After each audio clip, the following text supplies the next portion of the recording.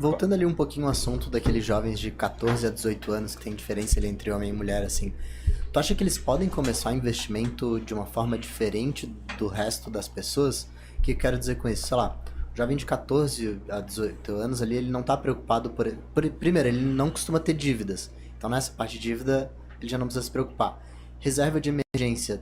Também talvez não seja interessante ele ter uma reserva de emergência, porque ele tá garantido pelo pai ou pela mãe, né? Os familiares em tese, né, conseguiriam bancar. Tu acha que daria para começar diferente no investimento pelo fato de tu ter de 14 a 18 anos?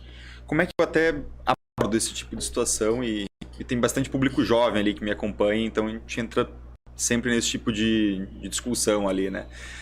Eu acho que você deve formar a tua reserva de emergência pelo seguinte motivo. Uma hora ou outra você vai querer sair da casa dos pais. Então, quando esse momento chegar, você já se preparou, você já tem reserva, você vai tocar a tua vida. Quer liberar pai e mãe para eles curtirem a vida deles também, não ter mais um compromisso financeiro junto contigo. Se você tem esse conforto, você pode separar, digamos assim, 70% do que você recebe para estruturar a tua reserva e os outros 30% para testar investimentos. O que eu chamo de testar investimentos? Abre uma conta na Avenue e compra alguns ativos dolarizados. Abre uma conta ali no BTG, onde vai estar a tua reserva de emergência também, e compra uma cota de fundo imobiliário. Compra uma ação que paga bons dividendos.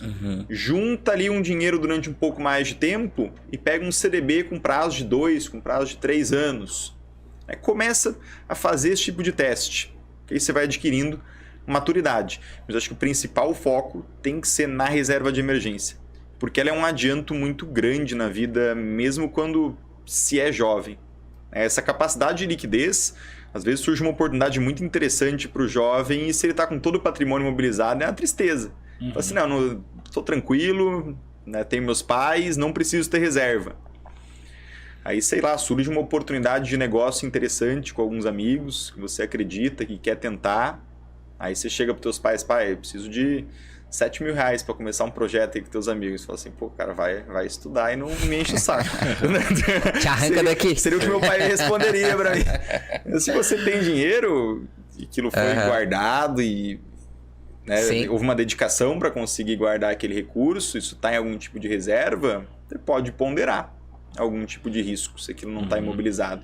Agora, se você comprou ali tudo em ações e veio comprando, e a gente está nos últimos 3 anos numa situação bem ruim com ações, né? Tá só caindo aquele negócio. Vender aquilo com prejuízo é sofrido. A versão a pedra. E nem é quando a gente fala de investimento mesmo, não é nem o ideal, né? Tu comprar um investimento, qualquer um que seja, pensando em vender amanhã. Exatamente. Então, tipo, se tu vai fazer um investimento, acho que a pergunta do Will é muito boa, no sentido de que a reserva de emergência ela não é necessariamente algo só para uma emergência. Ela pode ser um caixa para tu fazer qualquer coisa, né? Tu ter uma grana pra, pô, surgiu uma viagem, que seja um jovem, né? Pô, o cara tem 18, 19 anos. Pô, surgiu uma viagem que uma rapaziada vai fazer passar o Réveillon fora aí. Ah, eu queria ir, mas não dá porque tô tudo investido em ação. É legal sempre ter um caixinha separado ali, né? Exatamente. Eu até gosto de dividir a reserva em 4 reservas diferentes.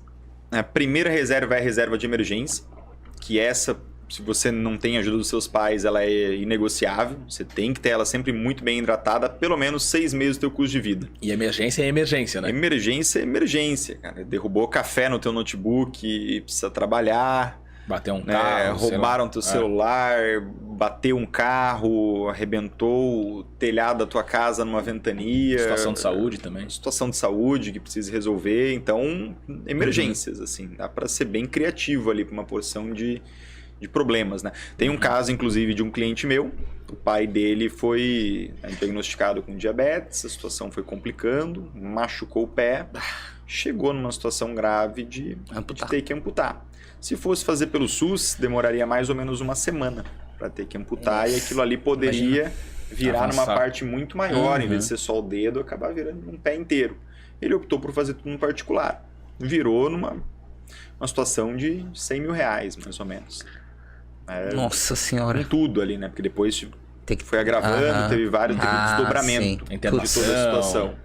Exatamente. Depois mais comprar um carro, é um cliente que está bem na situação, comprar um carro adaptado para o pai. Né? Então, tudo isso foi justamente pela disciplina de conseguir guardar dinheiro, de fazer as coisas bem direitinho. Ele pôde contornar uma situação triste, mas torná-la mais confortável. Sim. Apesar de não deixar de ser triste, você ameniza o pesada impacto possível, né? que aquilo ali tem na vida dos teus familiares. Assim, para mim, essa é a função mais bacana que tem o dinheiro.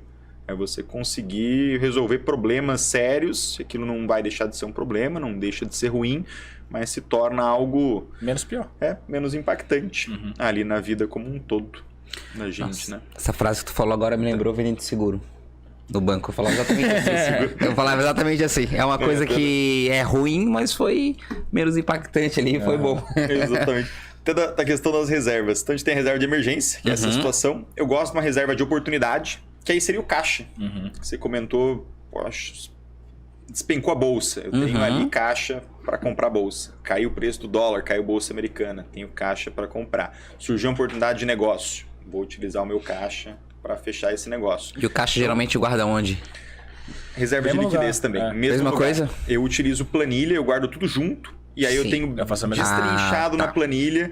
E aí mês a mês eu tenho Cara, e essas uma coisa que é variações legal, ali. uma coisa que é legal que os bancos estão começando a fazer, eu acho que muito em breve vai se espalhar para todos, porque sempre começa nos bancos pequenininho digital e daí espalha para geral, né? Quando é uma coisa positiva. Estão criando várias caixinhas, né? Que tu separa o mesmo Exato. dinheiro com o mesmo rendimento, só muda o nome dentro do Isso próprio é banco. bem legal ali na questão do banco.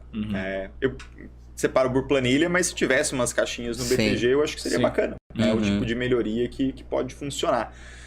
Mas também tem uma questão contrária, digamos assim, que eu gosto de investir em fundos de liquidez. Minha reserva de emergência, minha reserva de oportunidade, fundos que tem fundos D mais zero ali. E às vezes você consegue uma rentabilidade um pouquinho maior. E quando esse volume de caixa começa a ficar mais representativo, né, 40 mil, 50 mil, 100 mil reais, essa diferença pode virar a mensalidade da academia, essa diferença pode virar num almoço a mais no mês. Então, para esse tipo de situação, mesmo assim, não teria as caixinhas. Né? Teria só para um CDB de liquidez diária, por exemplo. Então, mesmo se tivesse, eu provavelmente não usaria ali as caixinhas. Né? E outras duas reservas que eu gosto ali de colocar é uma reserva para cartão de crédito. Como é que funciona essa reserva para cartão de crédito? Você deixa tudo que já foi gasto do teu limite anotado. E aí você começa a poder parcelar à vontade, sem juros. Porque enquanto aquele dinheiro, você está utilizando o dinheiro do banco dentro das parcelas, o seu dinheiro está sendo investido em 13,35% ao ano. Então, o seu dinheiro está investido numa taxa alta, você está parcelando aquilo sem nenhum tipo de juros e deixando o seu dinheiro investido por mais tempo. Parcela para ti mesmo. Exatamente. Essa seria uma reserva do cartão de crédito, é você utilizar o dinheiro do banco para uma necessidade sua, enquanto o seu dinheiro está rendendo ali, inclusive emprestado para o banco também. É um jogo de eficiência que você consegue fazer. Cara, isso é uma coisa bem interessante. Sacada boa. E é uma parada que a galera critica muito, principalmente quem não é do meio de finanças e vai falar sobre finanças. Que eu vejo direto, principalmente para pagar sapo, né? Influenciador e tal. Se você não consegue pagar um celular à vista, um iPhone à vista, não tem um iPhone. Né? Só que, na verdade, muitas vezes é vantajoso tu não pagar à vista. Exatamente, né? Eu concordo com esse ponto. Você não pode pagar à vista, não compre. Raras exceções ali, você precisando se alavancar no trabalho, a vida tem muita variação no final das contas, né? Mas você tendo dinheiro, se é o mesmo preço parcelado ou à vista, sempre parcela no cartão de crédito. 1% de cashback no negócio, no cartão do BTG lá, Sim. 2,2 pontos em questão de milha ali por dólar gasto.